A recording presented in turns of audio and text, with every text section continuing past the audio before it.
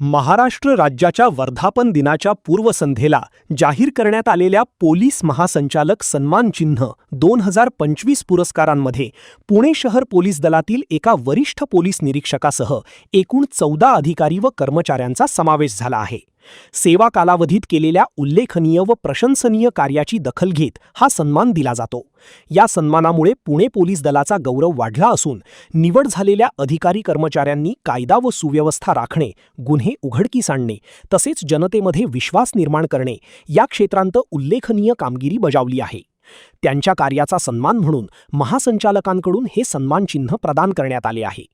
प्राप्त सन्मान चिन्ह करणाऱ्यांमध्ये वरिष्ठ पोलीस निरीक्षक वाहिद पठाण, सहाय्यक पोलीस निरीक्षक विजया खुटवड, रुस्तम मुजावर, प्रवीण शिंदे, पोलीस हवालदार आश्रुबा मोराळे, सलीम तांबोळी, रामदास गोंटे, निलेश पर्वते, दयाराम शेगर, शंकर कुंभार, सुजित पवार, अमोल पिलाणे, सौदुबा भोजराव, प्रगती ठोंबरे यांचा समावेश आहे.